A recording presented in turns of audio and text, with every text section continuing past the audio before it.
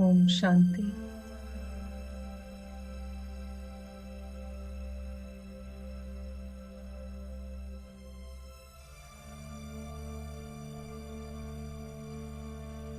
पहले ही सेकंड में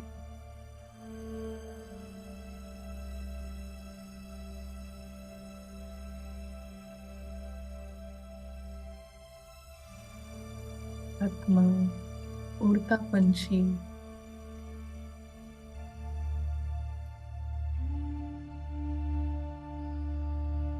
अपनी दुनिया,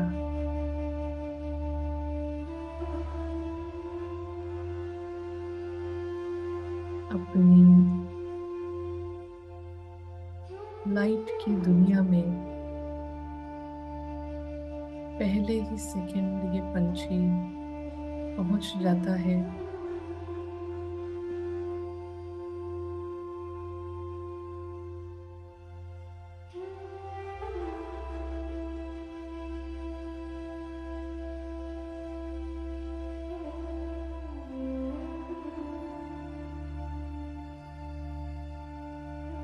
और यहाँ ये आत्माओं का धाम, ये रूहानी परिवार, रूहानी घर,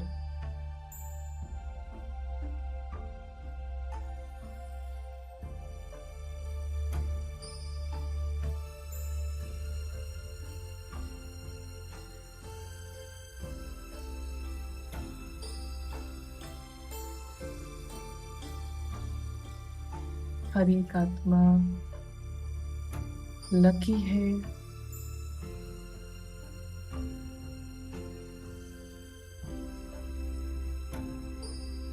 भरपूर है और संपूर्ण है।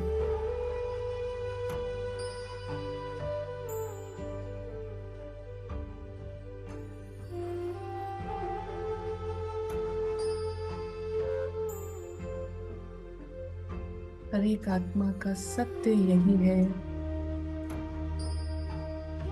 कि वो बिल्कुल भरपूर और संपूर्ण है, परफेक्ट है।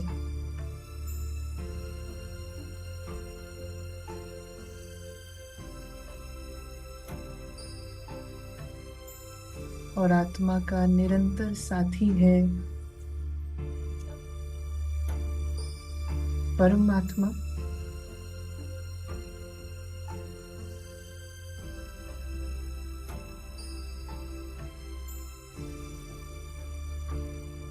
और हम दोनों बिल्कुल साथ में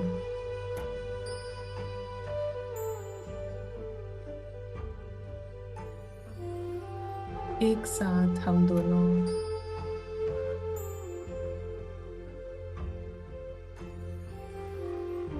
अपने घर से, अपनी दुनिया से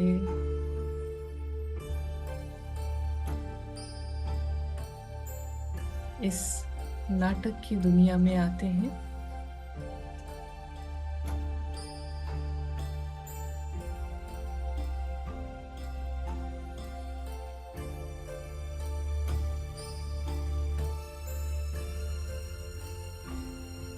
आत्मा और परमात्मा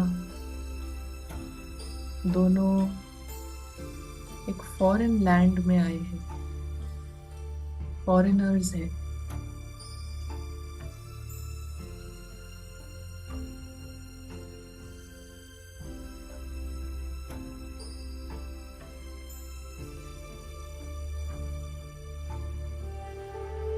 और दोनों ही इस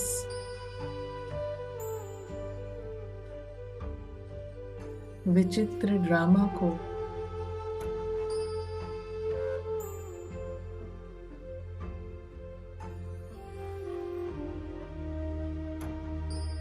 बने बनाए ड्रामा की रीति से ही देखते हैं।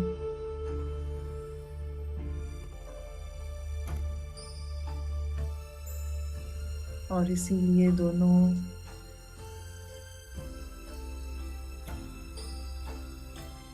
के पास कोई कारण नहीं है कि इस बने बनाए ड्रामा के आधार से अपनी कोई पहचान बनाए, अपने आप को संपन्न अनुभव करें, कोई कारण नहीं है।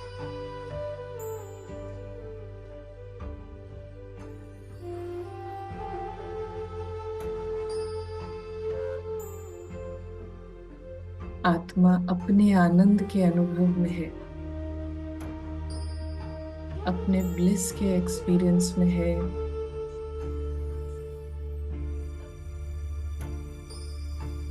और यहाँ पे ड्रामा के हर एक सीन से, हर एक बात से नेचुरली साक्षी है, नेचुरली न्यारी है।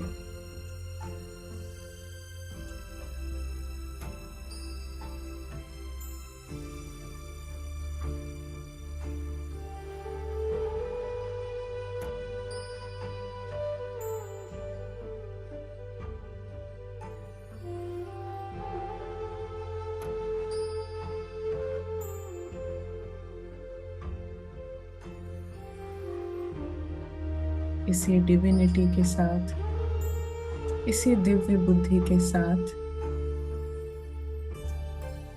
हम ड्रामा के इस सीन में भी एंटर होते हैं।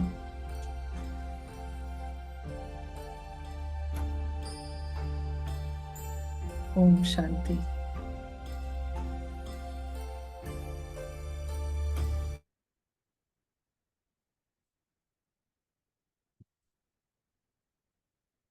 ओम शांति।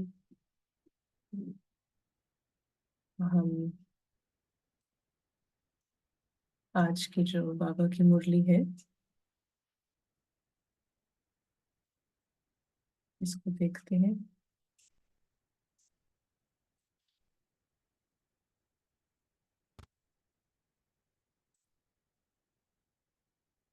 ये जो मुरली है, इसमें बाबा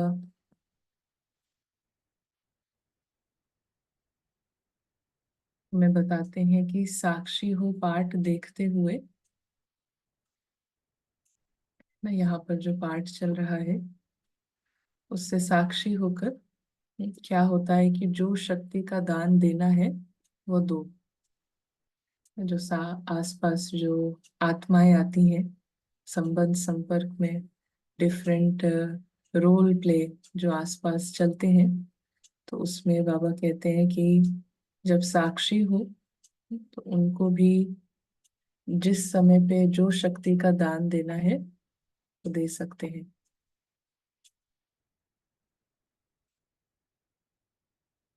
तो बाबा यहाँ प्रश्न पूछते हैं कि वातावरण प्रभाव क्यों डालता है आत्मा पर। कैसे वातावरण जो है, बाहर का जो एटमॉस्फेयर है, वो प्रभाव क्यों डालता है।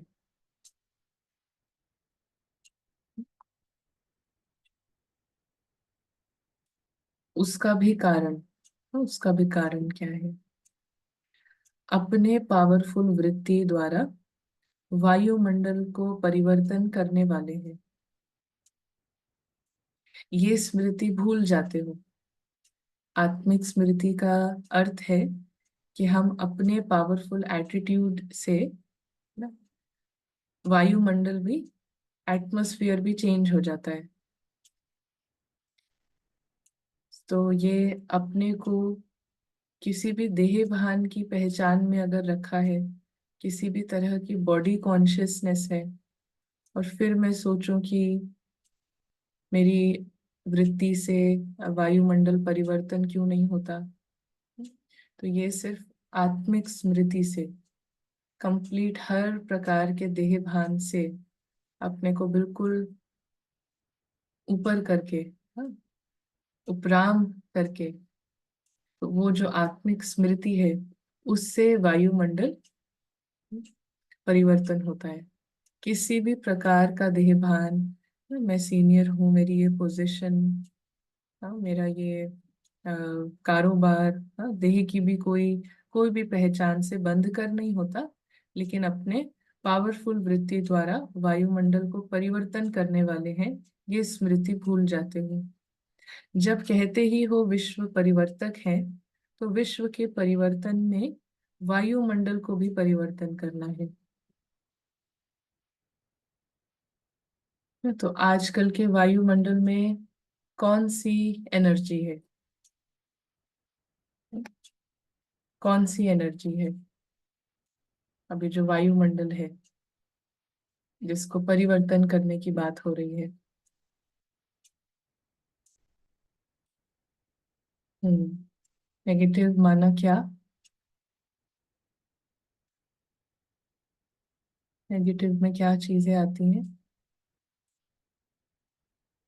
हम्म, देह भान की, अटैचमेंट्स की। हम्म, हर एक आत्मा अभी विस्मृति का ना टाइम है, तो बहुत ही लाइन को क्रॉस करके, है ना, मैं कौन हूँ और मेरा कौन है, इसकी जो लाइन है इसको बिल्कुल क्रॉस करके अभी जो वृत्ति काम करती है, जो एटीट्यूड काम करता है, जिससे ये वायुमंडल बना है। तो हर एक का जो अंदर एटीट्यूड होता है, उससे वायुमंडल बनता है। तो वृत्ति से वायुमंडल बनता है। वृत्ति मतलब एटीट्यूड। तो वृत्ति अंदर में कैसी रहती है? एटीट्यूड कौन सा रहता है अभी कलयुग में? एटीट्यूड रहता है, वृत्ति रहती है कि मुझे ड्रामा के लेवल पे बहुत कुछ चाहिए। हम्म, यहाँ से बहुत कुछ चाहिए। तो एक रीति से गुलामी का, मांगने का। मांगने का और गुलामी का ना। क्योंकि मांगेगा कौन? जो खुद ही राजा नहीं है। हाँ, तो गुलाम की वृत्ति और मांगने की वृत्ति, जो भी चल रहा है उससे कुछ अलग हो, ये इच्छा, ये एटीट्यूड। तो इधर मांगने का भी है और साथ साथ में गुलामी का भी है। और साथ साथ में फिर ये एटीट्यूड, ये वृत्ति भी फिर काम करती है बार बार कि मेरे साथ हो रहा है। क्योंकि रोल से इतना डीप अटैचमेंट है, तो रोल में कुछ ऊपर नीचे हुआ, पार्ट में कुछ ऊपर नीचे हुआ, तो मेरे साथ, तो मैं पीड़ित हूँ।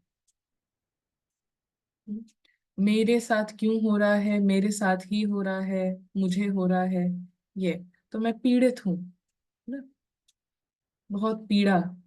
मैं पीड़ित हूँ ऐसा। हाँ, पार्ट में कुछ ऊपर नीचे हुआ।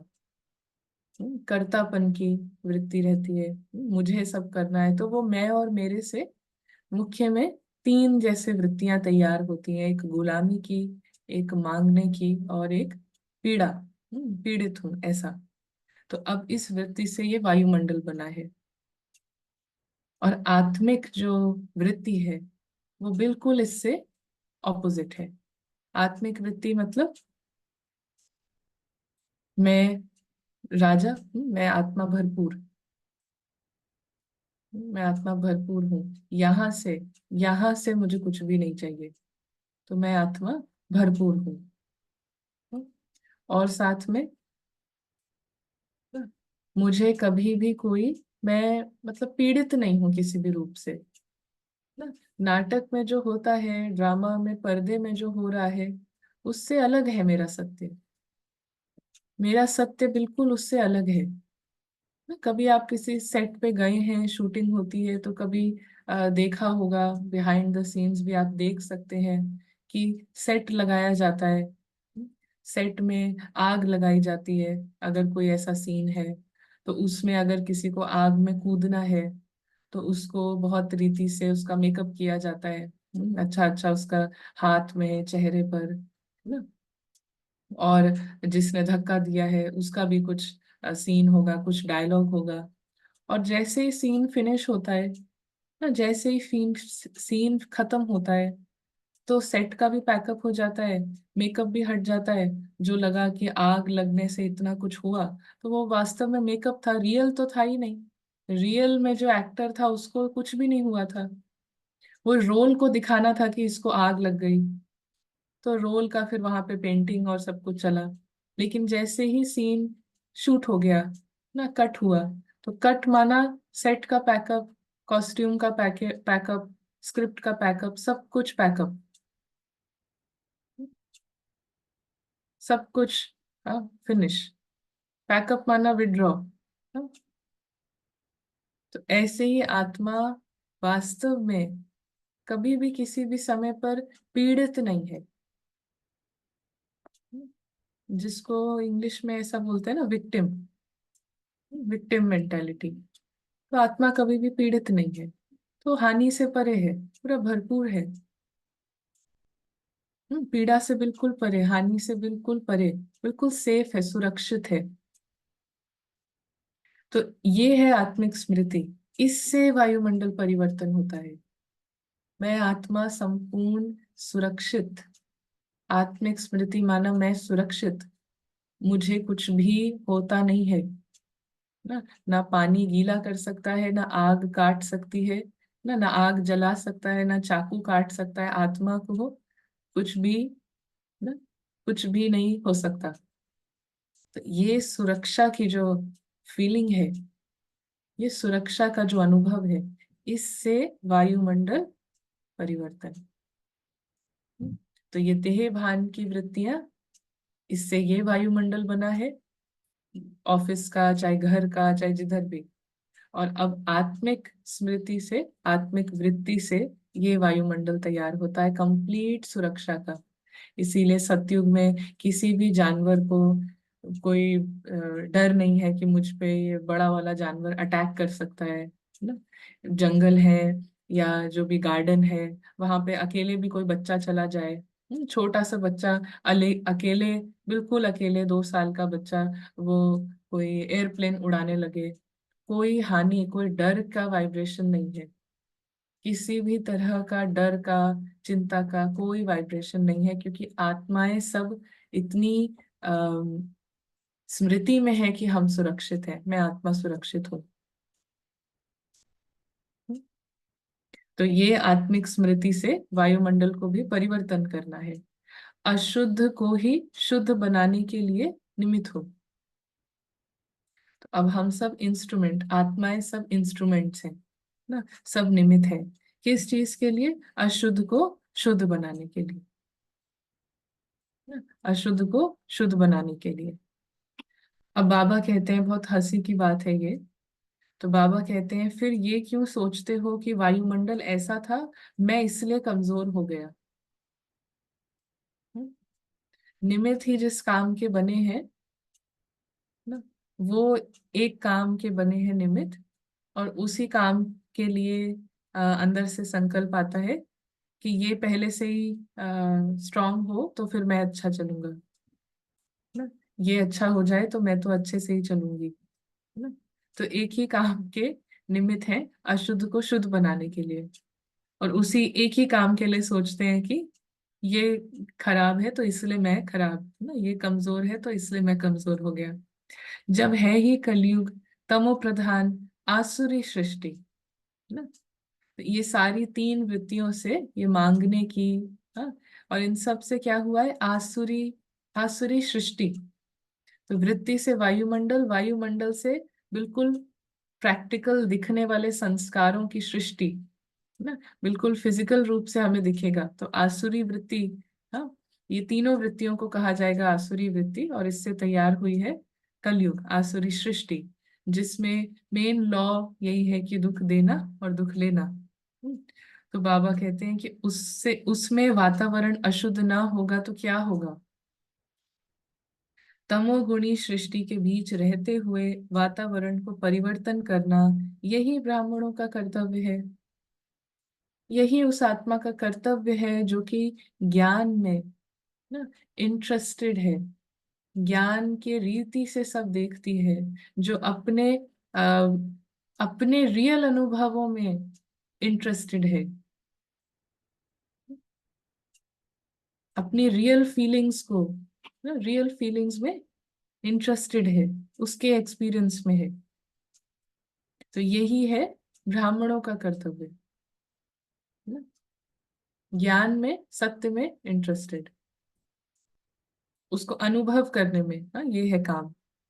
कर्तव्य की स्मृति में रहने से अर्थात रचतापन की स्थिति में स्थित रहने से। तो जैसे ही कर्तव्य की स्मृति है तो रचतापन, है ना, रचतापन की स्थिति में स्थित रहने से वातावरण अर्थात रचना के वश नहीं होंगे। तो ऐसा बोलते हैं ना कि जब सब फिक्स्ड है, ड्रामा बना बनाया है, फिक्स्ड है, तो यहाँ पे मास्टर क्रिएटर क्यों कहा जाता है? मास्टर क्रिएटर है ना, ब्रह्मा का तो मतलब ही है क्रिएटर, और सभी ब्रह्मा कुमार कुमारी, ब्राह्मण, तो मतलब मास्टर क्रिएटर्स। तो ये टाइटल क्यों मिलता है फिर, जब सब फिक्स्ड है, हाँ, सब कुछ बना हुआ है, तो देन क्या क्रिएट करना है, क्या क्रिएट, क्यों क्रिएट करना है? हम्म, तो बाबा कहते हैं आत्मिक स्मृति का दूसरा नाम ही है क्रिएटर।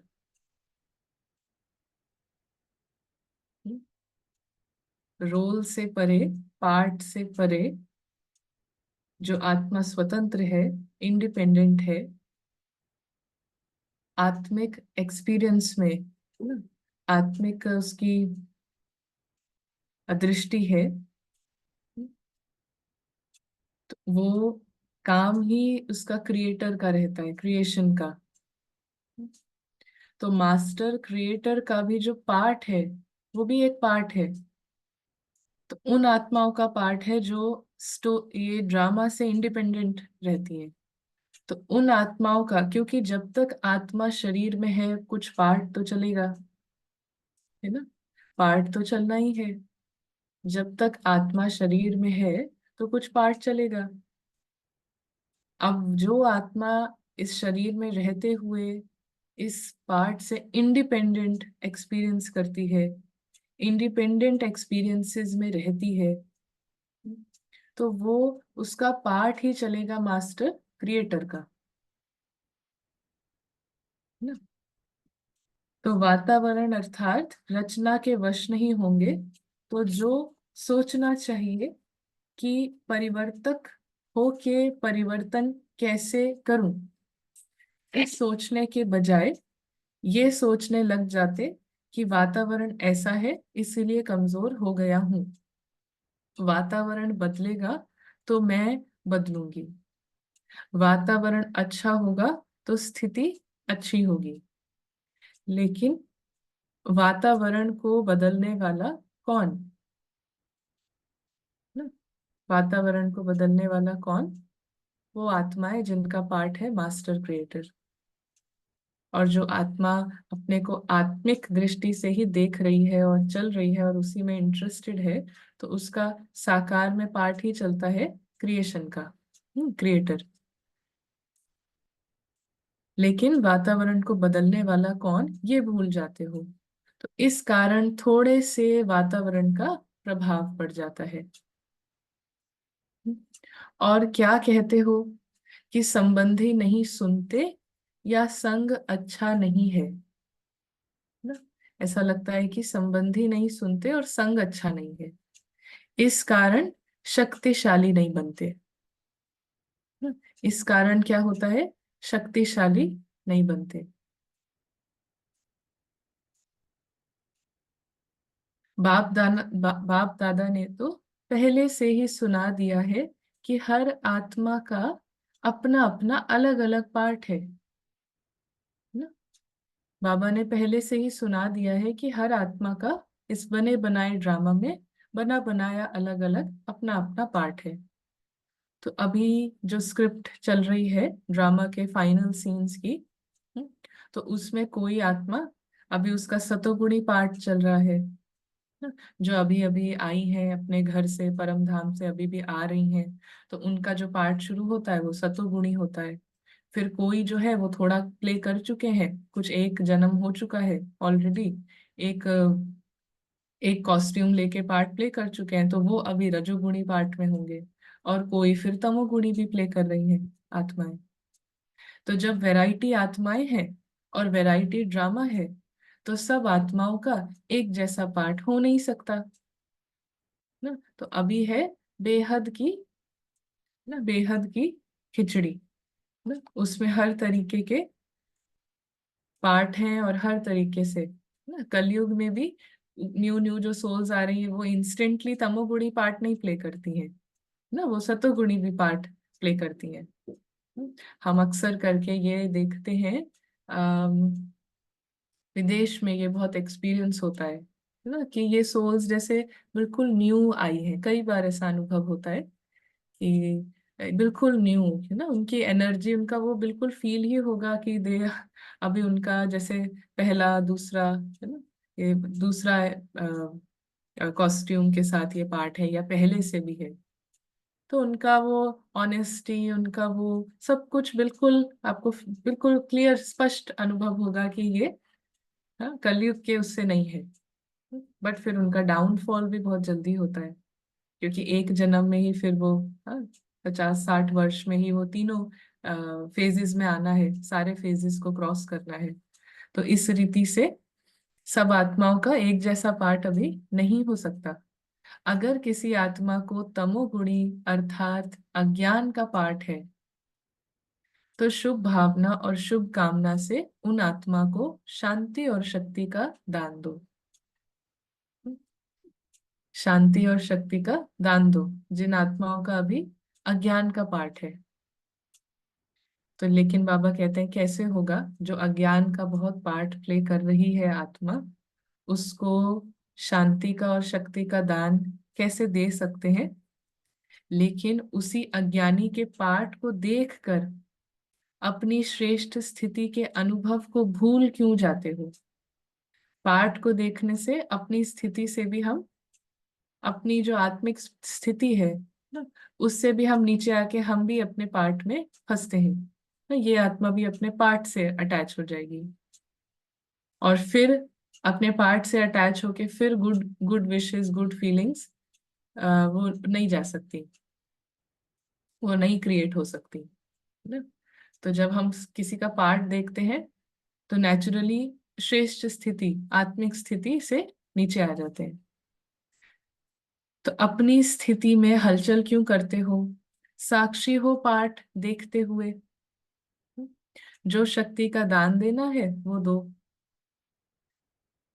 तो साक्षी होकर पाठ देखते हुए, तो साक्षी के पहले हमेशा क्या शब्द आता है, सबने सुना है ना, साक्षी वर्ड सबने सुना है, साक्षी शब्द। इससे पहले कौन सा शब्द आता है?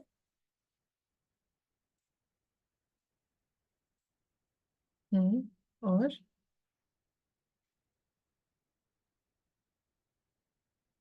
साक्षी से पहले कौन सा वर्ड आता है?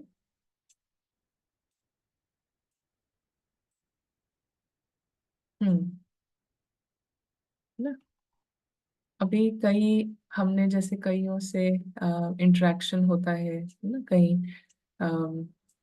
बात करे हैं, सेंटर पे करते हैं बात, तो ऐसा अम, ऐसा लगा, तो इसलिए हम शेयर करेंगे यहाँ पर कि ज्यादा इंटरेस्ट ऐसा लगता है हो गया है साक्षी होकर देखने में। ड्रामा को साक्षी होकर ऊंची स्थिति से देखने में इंटरेस्ट होना। हम्म, तो ऐसा हम समझते हैं कि ये है साक्षी स्थिति। लेकिन साक्षी स्थिति का अनुभव करना, ये ये पढ़ाई नहीं है।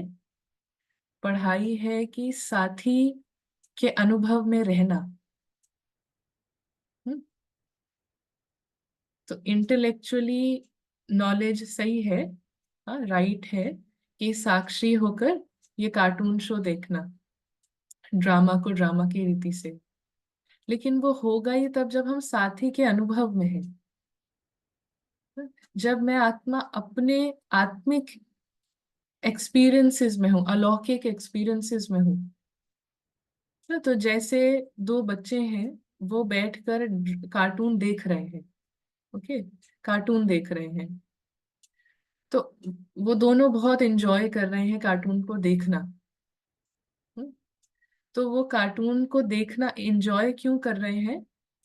क्योंकि वो दोनों साथ में, उनकी जो कंपनी है, वो दोनों साथ में पॉपकॉर्न खा रहे हैं, कोल्ड ड्रिंक पी रहे हैं, साथ में बातें कर रहे हैं, और कार्टून जो शो चल रहा है टीवी पर, वो उनको हमारे रिश्ते में कुछ इस कार्टून से ऐड हो जाए या कुछ घट जाए, ऐसा अनुभव नहीं होता। ऐसा लगता है ये एक्स्ट्रा एक टीवी रखी हुई है, ठीक है। लेकिन हम अपने अपने संग के, कंपनी के एक्सपीरियंस में है। और जब जब इस टीवी पे नजर जाती है, ऑन है, ये चल रही है, तो जब किसी सीन पे चली गई, हम दोनों अपने हम दोनों एक दूसरे की कंपनी में बिजी हैं ना। कंपनी में बिजी हैं, हमारे पास अपने अपनी इतनी सारी बातें हैं और सब है, कि फिर बीच बीच में कभी उस टीवी पे नजर जाती है, तो जो भी चल रहा है टीवी पर वो अच्छा ही लगता है, उसको देख के मनोरंजन ही अच्छा ही लगता है ना।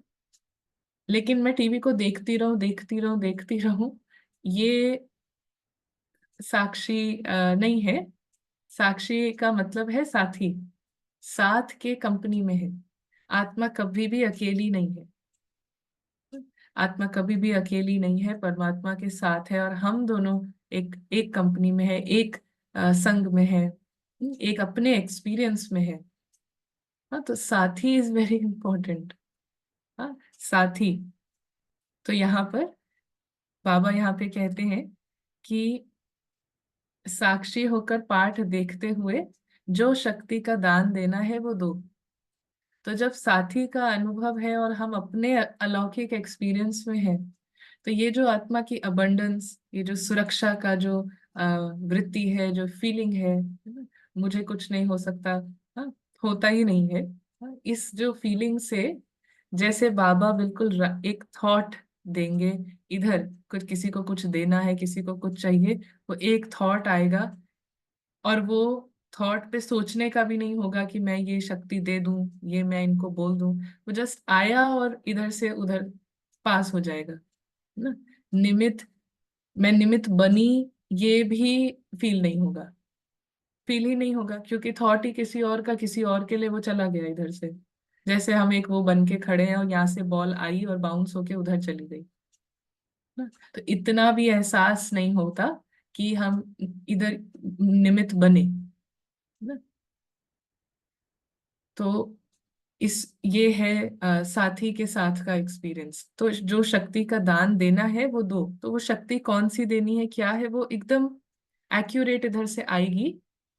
वो सिर्फ इसलिए नहीं आएगी जब मैं साक्षी का प्रैक्टिस कर रही हूँ कि इससे अलग, इससे डिटैच, इससे डिटैच ना। डिटैच इससे मतलब मैं ऑलरेडी किसके साथ हूँ,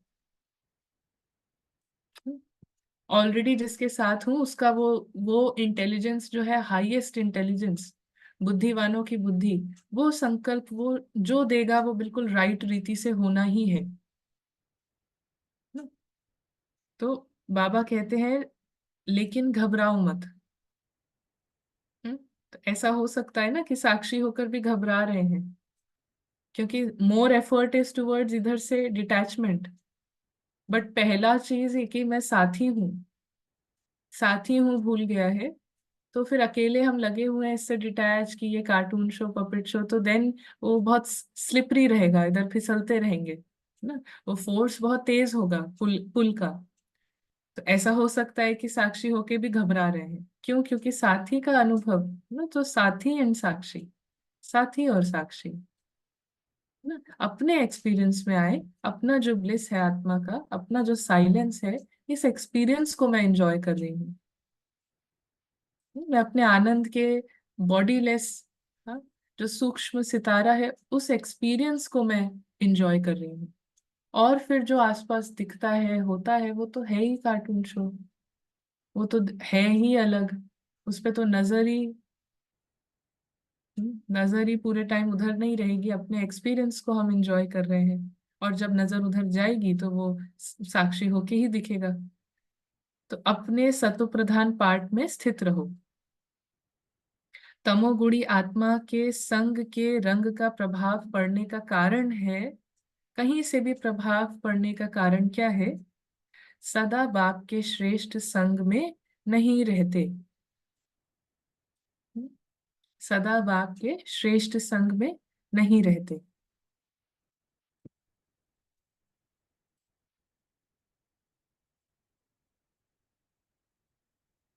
सदा श्रेष्ठ संग में रहने वाले के ऊपर और कोई संग का रंग प्रभाव नहीं डाल सकता। तो निवारण का सोचो ना, कि वो जो संग है, हम्म, जिसके लिए कहा कि एक्यूरेट अनमिक्स्ड याद, किसी भी मिलावट के बिना, हाँ, किसी भी मिलावट के बिना जो मेरा स्वरूप है, मुझ आत्मा का और परमात्मा की जो दृष्टि है, उस पे लाइट शाइन करना, उस पे लाइट डालना, बिना किसी भी देह भान के मिक्सचर से, ना, अनमिक्स्ड, अनमिक्स्ड याद। हाँ, तो ये जितना हमारा बीच बीच का वो ड्रिल का एक्सपीरियंस रहता है ना, मिनट्स का, 2 मिनट 3 मिनट बिल्कुल अनमिक्स्ड, तो वो संग का रंग का इतना प्रभाव होता है कि बाहर का कुछ भी वो इफेक्ट करना, वो उसका फोर्स कम होता जाएगा। तो बाबा कहते हैं, और क्या कहते हो, हमारे संबंधी के बुद्धि का ताला खोलो। बाप ने सर्व आत्माओं की बुद्धियों का ताला खोलने की चाबी, ना, चाबी बच्चों को पहले से ही दे दी है। तो बाबा ने, ना, सभी सभी बच्चों को किसी का भी ताला खोलने की चाबी दे दी है, ना। चाबी वही है, अपनी आत्मिक, अपनी आत्मिक स्मृति, अपनी आत्मिक स्टेज, आत्मिक अनुभवों में आत्मा स्थित है।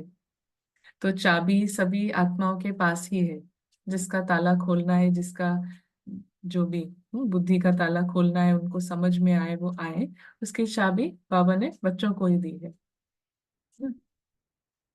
और उस जब हम आत्मिक स्मृति में और स्टेज में है, तो बिल्कुल बिल्कुल संतुष्ट, उसका जो जैसा पार्ट चल रहा है उससे बिल्कुल संतुष्ट, वो ही पार्ट चल रहा है जो उसका चलना चाहिए, ना। तो इस अनुभव से, इस स्वीकार्यता और इस संतुष्टता से उनको जितना जो मिलना है, ना, जितना जो उनके पार्ट में है वो उनको मिलेगा। तो चाबी को यूज क्यों नहीं करते हो? अपना कार्य भूलने के कारण बाप को भी बार बार याद दिलाते हो कि ताला खोलना या बुद्धि को परिवर्तन करना। हम्म, तो खुद अपना, ना, जैसे ही ताला भूलता है, सॉरी, अपनी जैसे चाबी भूलती है, और चाबी क्या है कि मेरा क्या काम है ना, मेरा क्या कार्य है, तो बाप को भी बार बार याद दिलाते हो कि ताला खोलना या बुद्धि को परिवर्तन करना। बाप तो सर्व आत्माओं रूपी बच्चों को के प्रति सदा विश्व कल्याणकारी हैं ही, फिर बार बार याद क्यों दिलाते हो? हम्म? फिर बार बार याद क्यों दिलाते हो कि ताला खोलना या बुद्धि को परिवर्तन करना? तो बाप को अपने समान भूलने वाला समझते हो क्या, ना, जैसे बाबा को बार बार याद दिलाते हैं। तो बाबा कहते हैं, कहने की भी आवश्यकता नहीं है, ना, परमात्मा को तो कहने की भी आवश्यकता नहीं है। तो बुद्धि को लॉक लगने का भावार्थ क्या है, कि बुद्धि को लॉक लगना माना कि जो आंख है आत्मा की, वो बंद हो जाना, ताला लगना माना बंद हो जाना। तो बंद कैसे होती है आत्मा की आंख? जब वो अपने को पार्ट और रोल समझती है। आंख बंद होते ही, आंख बंद होते ही क्या होता है? सपना, सपना स्टार्ट हो जाता है ना। आंख बंद हुई और सपना देखना चालू हो जाते हैं। तो अब सपने में एक अपना कैरेक्टर दिखेगा, है ना, कि ये मैं हूँ, और फिर इसको तमाम तरीके की चीजें हो रही हैं ना, सपने में भाग रहे हैं, भाग रहे हैं, कोई पकड़ रहा है, कोई पीछे पड़ रहा है, कुछ भी हो रहा है सपने में, सब कुछ हो रहा है। लेकिन आंख खुलेंगे, आंख खुली और सपना बंद। हम्म, तो बुद्धि को लॉक लगना माना कि आंख बंद हो जाना, और आंख बंद होने से मुझे मैं कौन हूं ये ही कुछ और लग रहा है, और मेरे साथ क्या हो रहा है वो कुछ और ही समझ में आ रहा है। और जैसे ही आंख खुलती है तो सपने का कुछ भी हम लेकर नहीं आ सकते। सपने में अगर लॉटरी लगी, सपने में अगर चोट लगी, वो कुछ भी यहाँ रियल वर्ल्ड में नहीं ला सकते। तो ये जो इसको इस ड्रामा को ना, इस ड्रामा को बाबा ने एक और वर्ड दिया है, सपने की दुनिया, सपनों की दुनिया। सो इस ड्रामा में जो चल रहा है, जो पार्ट चल रहा है, वो सपनों की दुनिया ना।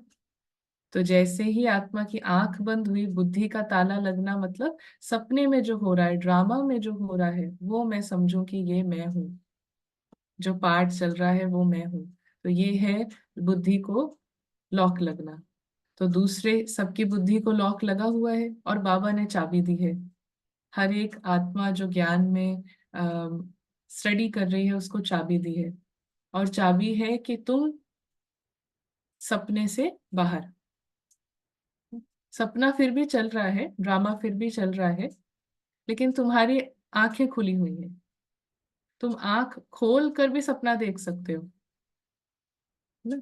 आंख खोल के भी एक, इसको ये भी एक तरीके का अनुभव होता है। इसका नाम आई थिंक, इसको एल एल से इसका कुछ नाम है, समथिंग, एक ड्रीम स्टेट होती है जिसमें जो सपना जो चल रहा है, जिसके लिए सपना चल रहा है, उसको ये भी मालूम होता है कि ये सपना चल रहा है। तो ये वो स्टेट है ना, कि ये आत्मा का पार्ट प्ले हो रहा है, लेकिन आत्मा को पता है कि ये सपना ही चल रहा है। इतनी हाइटेंड अवेयरनेस होती है, इसको, इसका एक टर्म है, याद नहीं आ रहा है। हाँ, मे बी ल्यूसिड ड्रीम्स, मैं देखती हूँ, लेकिन चेक करेंगे इसके बाद। लेकिन यही चीज है कि सबसे हाइटेंड अवेयरनेस, कि आत्मा ड्रामा में पार्ट प्ले हो रहा है, लेकिन कंप्लीटली उसकी अवेयरनेस पार्ट से बिल्कुल परे की है ना। सपने से वो कुछ भी ले नहीं रही है, सपना फिर भी चल रहा है, सपने से कुछ भी ले नहीं रही है, उसमें किसी भी तरह से इन्वॉल्व नहीं है। तो जितना हम इस स्टेट में है, उतना ही दूसरी आत्माओं का भी बुद्धि का ताला खुलेगा। हम्म, जी, यहाँ पर। हम्म। हाँ, कंप्लीट पारस बुद्धि का यूज, या जी। तो बाबा को भी हमें ऐसा लगता है बाबा भूल जाते हैं, तो कहने की भी आवश्यकता नहीं, जितना आपको अपने हद के पार्ट के संबंध का ख्याल है। ठीक है, ये इम्पोर्टेंट है। जितना आपको अपने हद के पार्ट के संबंध का ख्याल है। बाप तो सदा बच्चे के संबंध में रहने वाले, तो बाप बच्चों को भूल नहीं सकता। हमें जो इस पार्ट से कनेक्टेड जितने संबंध हैं, उनका बहुत ख्याल रहता है ना, कि ये भी ज्ञान में आ जाएं, ये भी समझें, ये भी ऐसे चले। तो बाबा कह रहे हैं कि तुम्हें तो पार्ट का ख्याल है, पार्ट से अटैचमेंट है, इसीलिए तुम्हें उस आत्मा की इतनी फिक्र हो रही है। It is only because of part की अटैचमेंट। और कितनी ऐसी आत्माएं होंगी जिनके साथ पीछे पार्ट प्ले प्ले किया है, और उनके साथ अभी कुछ भी याद नहीं है, कोई कनेक्शन नहीं है। तो अभी जो करंट में जिन पार्ट्स के साथ अटैचमेंट है, उन उन आत्माओं के लिए बहुत कंसर्न है। तो बाबा कहते हैं कि मेरी दृष्टि में तो हर आत्मा मेरा बच्चा है। तुम तो इतना इनडायरेक्ट रिश्ता निकाल रहे हो। तुम खुद अपने पार्ट से अटैच, फिर ये पार्ट जिस पार्ट से अटैच, फिर तुमको उस आत्मा की कंसर्न हो रही है। तो मैं तो डायरेक्टली हर सोल से कनेक्टेड हूँ, मेरा तो हर एक से डायरेक्ट रिश्ता है। तो बाबा कहते हैं कि बाप तो सदा बच्चे के संबंध में रहने वाले, तो बाप बाप बच्चों को भूल नहीं सकता। लेकिन बाप जानते हैं कि हर एक आत्मा का कोई अपना समय समय का पार्ट है। कोई का आदि में पार्ट है, कोई का मध्य में है, कोई का अंत में पार्ट है। हम्म, तो बाबा को बिल्कुल स्पष्ट पता है कि किसी का स्टार्टिंग में पार्ट है ना, संगम युग शुरू हुआ तब किसी सोल का पार्ट शुरू है, किसी का संगम युग के बीच में जागृति का पाठ है, किसी का संगम युग के अंत में जागृति का पाठ है, और किसी का भक्त का पाठ है, कोई का ज्ञान का पाठ है। तो इसलिए बार बार ये चिंतन मत करो कि ताला कब खुलेगा।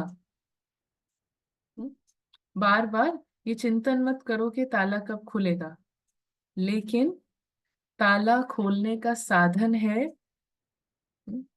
ताला खोलने का साधन है अपने मनसा संकल्प द्वारा सेवा ना।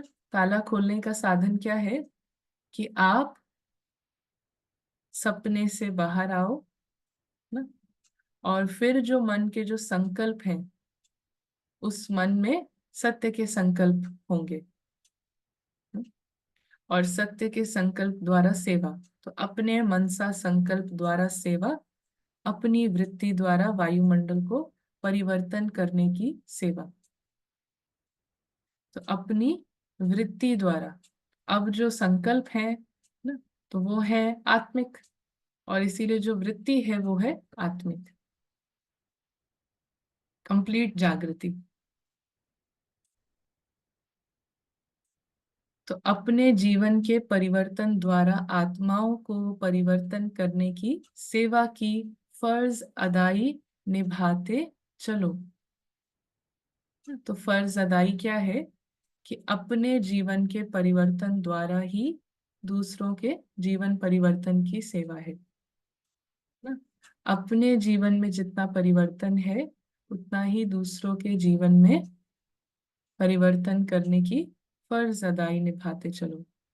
तो इसका मतलब सिंपल और सरल शब्दों में हमें सिर्फ अपनी जागृति पे ध्यान देना है। उससे जिसका ताला खुलना है खुलेगा, खुलेगा ही खुलेगा। जिसका जैसा पार्ट है वो खुलेगा ही खुलेगा। सो सिंपल शब्दों में यहाँ पर समझने वाली चीज है कि मेरा है ना, मेरे का, मेरा जितना जागृति है, मैं जितनी जागृत, तो अपना ताला खोलो, खोला तो उनका खुल ही जाएगा। हम्म। बाबा कहते हैं अभी बार बार ये नहीं बोलना कि ताला खोलो, अपना ताला खोला तो उनका खुल ही जाएगा।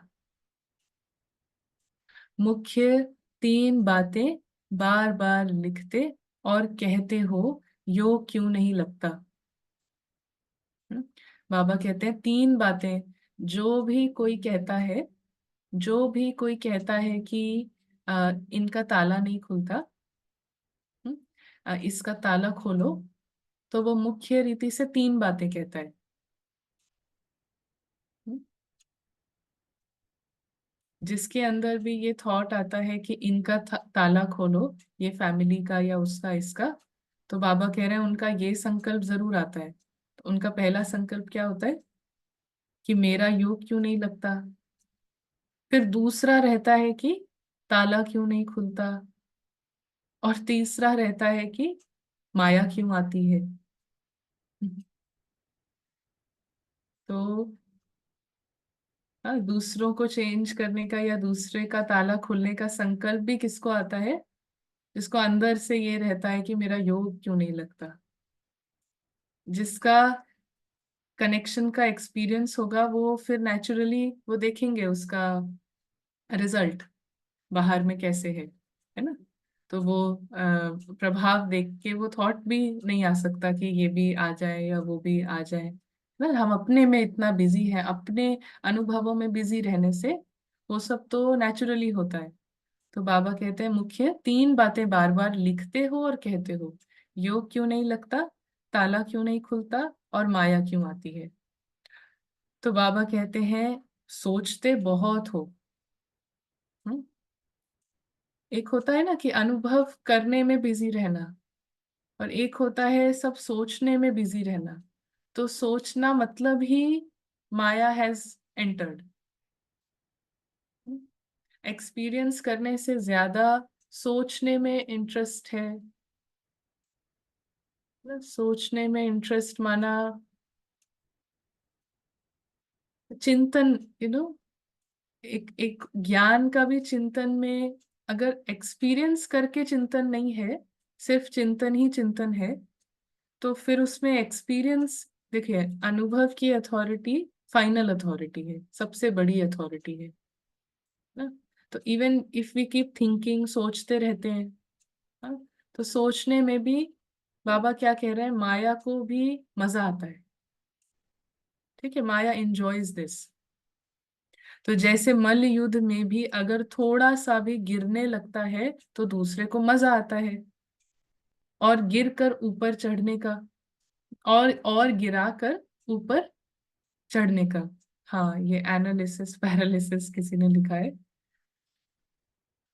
तो इसीलिए जो बिजी है ना अनुभव करने में, उसका जो चिंतन भी है, मनन भी है, एनालिसिस भी है, उसका भी एक दिशा होती है, कंस्ट्रक्टिव साइड होगी उसमें, उसका फायदा और दूसरे, उसका भी बुद्धि का कुछ ताला खुलेगा और दूसरे का भी।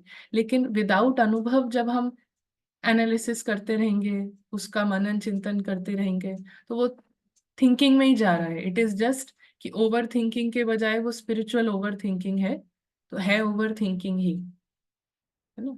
अब वो भले स्पिरिचुअल चीजों का हो रहा है, बट है ओवर थिंकिंग ही।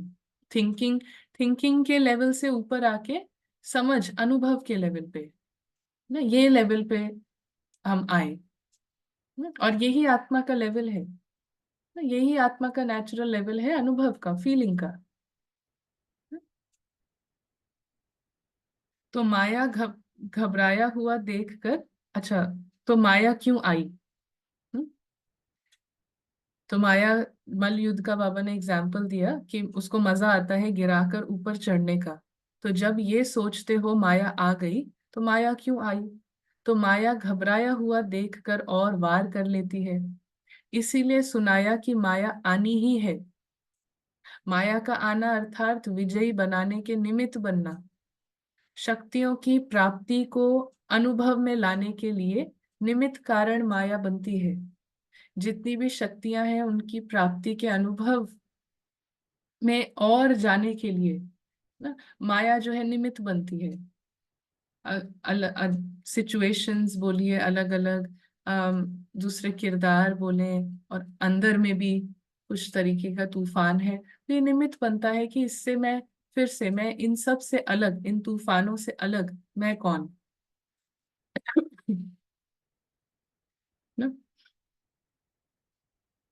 तो अगर दुश्मन ही ना हो तो विजयी कैसे कहा जाएगा? इसीलिए बाबा ने संगम युग पे सभी आत्माओं को टाइटल दिया है हीरो एक्टर, ना। अगर हम ये माया विलेन का रोल अगर कैंसिल कर दें तो कोई भी फिर हीरो भी नहीं रहेगा। हम्म? कोई फिर हीरो भी नहीं है। हीरो एक्टर का मतलब ही है कि वो हीरो, इसलिए कौन कितना हीरो बनता है तो वो डिपेंड करता है कि विलेन कितना यू नो डेंजरस लग रहा है, ना। तो जिसमें जितना, जैसे इसमें इतना डेंजरस है विलन, तो फिर हीरो उतना ही अच्छा लगता है। फिर और ही डेंजरस है विलन, तो और अच्छा लगेगा हीरो। अभी आजकल तो विलन को ही हीरो बना देते हैं, वो तो बात ही अलग है ना। पता नहीं कलयुग में क्या क्या होता है। लेकिन ये बात हो रही है कि बिकॉज विलन है तो हीरो भी है, हीरो है तो विलन भी है। तो हर एक आत्मा हीरो एक्टर, मतलब ये तो आएगी, है ना, ये तो आएगा। तो विजयी रतन बनाने के निमित्त ये माया के छोटे छोटे रूप हैं, इसलिए माया जीत समझ, विजयी रत्न समझ, माया पर विजयी प्राप्त करो। समझा? मास्टर सर्वशक्तिवान, कमजोर मत बनो, माया को चैलेंज करने वाले बनो। हाँ, माया को चैलेंज करने वाले बनो। हम्म, तो ये मुरली है 31 मई 77, ना 31 मई 77। तो माया को चैलेंज करने वाले बनो, मतलब चैलेंज भी करना नहीं पड़ेगा, जो ऑलरेडी इतना आत्मिक स्मृति, मतलब शक्ति, शक्तिवान है।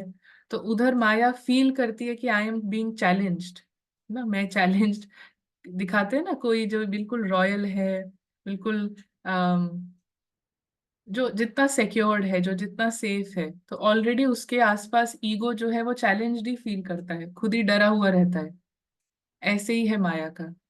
जो जितना अपने स्थिर और स्टेबल और सुरक्षित, हाँ सुरक्षित अनुभव में है, इमॉर्टल अविनाशी ना, इस अनुभव में है, तो माया अपने आप चैलेंज फील करती है और वो फिर आती है ना। और फिर वो आती है और वो उसकी फिर विदाई हो जाती है।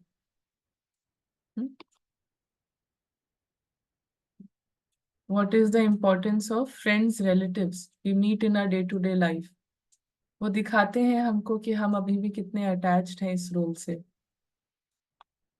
उनका रेलेवेंस है सभी रिश्तों का, रिलेशनशिप्स का, ये दिखाना कि मैं सोल अभी भी कितना अटैच्ड हूँ, कितना चिपकी हुई हूँ अपने रोल से, आइडेंटिटी से। तो कॉन्स्टेंटली अंत तक रिलेशनशिप संबंधों की भी वैल्यू है।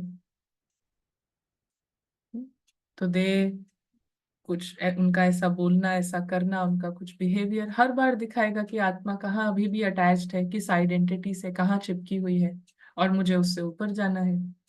मुझे इस एनालिसिस में भी नहीं जाना है क्या आइडेंटिटी क्या है, मुझे उससे ऊपर जाना है ना। अपने एक्सपीरियंस में आने का, जितने ज्यादा रिलेशनशिप्स हैं उतना ज्यादा अपॉर्चुनिटी रहती है ना।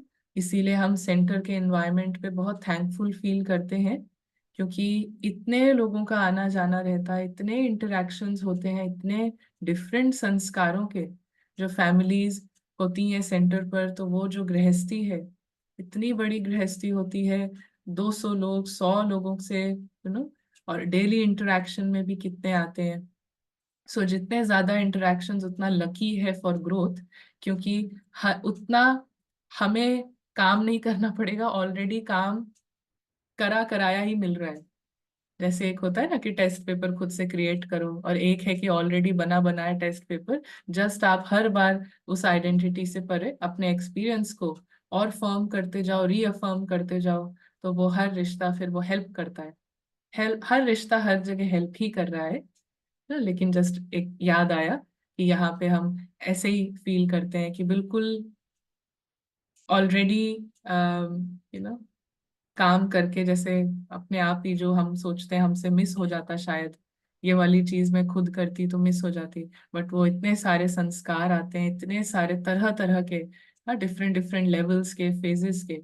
तो यू ना ग्रेटफुल फील होता है हर सिचुएशन के लिए, हर रिलेशनशिप के लिए, क्योंकि अल्टीमेटली हमारा लक्ष्य यही है कि कंप्लीट, कंप्लीट क्लीन प्योर, संपूर्ण पवित्र। इस आत्मा है संपूर्ण पवित्र, मगर वो अपने इस अनुभव में स्टेबल हो जाए, बिल्कुल स्टेबल हो जाए, अपनी इस स्मृति में अचल अडोल हो जाए।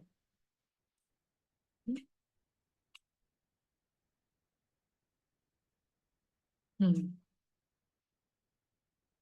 या ऑफ कोर्स रिलेशनशिप्स तो अच्छी चीज है, they don't tie us down. Relationships हमें नीचे नहीं खींचते हैं। हम रिलेशनशिप से पहचान बना के अपने को खुद नीचे लाते हैं, है ना।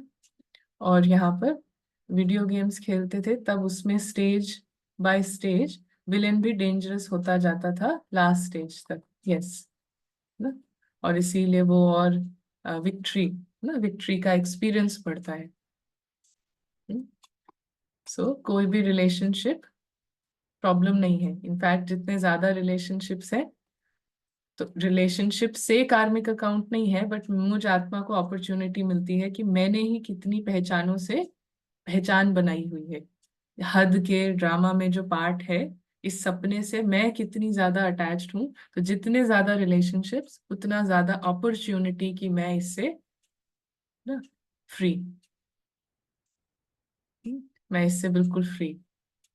हाँ, इसीलिए बाबा ने, ब्रह्मा बाबा जो पार्ट प्ले हुआ, उसके पीछे जो आत्मा थी ना, कितने साल, हाँ, कितना 33 इयर्स, उसमें से 14 साल, 300 कहाँ कहाँ से आए, क्या क्या पार्ट, कैसे कैसे संस्कार, सब कुछ को लेकर। और इतना देह अभिमान रहता था कि वैल्यू भी नहीं समझती थी आत्माएं उस पार्ट की। तो लेकिन सभी से अपनी प्रोग्रेस, हाँ, सभी से उसने निकाला कि मैं अपनी कैसे उन्नति, ये सिचुएशन आई, किसी ने ये बिहेव किया, ये बोला, अपनी उन्नति। तो अपना जो वृत्ति है उसको बिल्कुल आत्मिक करने का चांस मिलता है।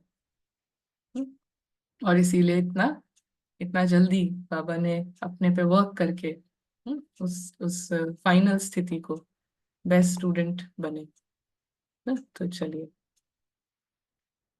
ठीक है, ये क्लियर है, और किसी को भी कुछ कहना है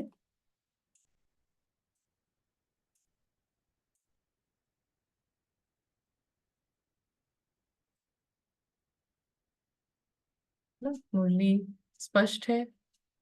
तो अभी बस यही मैसेज है कि बाबा ने जो कहा है, बाबा का मैसेज क्या है कि ये तीन बातें है ना, मेरा योग क्यों नहीं लगता, ये सारी बातों का बस ये है अनुभव की को बढ़ाने का इशारा है। बाबा अनुभव को बढ़ाने का इशारा देते हैं। हम्म, तो अनुभव को बढ़ाओ, जो साथी का है, साथी एक्सपीरियंस को बढ़ाओ। हाँ, तो वो सब कुछ जो अंदर में क्वेश्चन आएगा कुछ, हाँ, वो सब कुछ हुआ पड़ा है, जस्ट साथी के अनुभव को बढ़ाओ। हम्म, चलिए, ओम शांति। Thank you.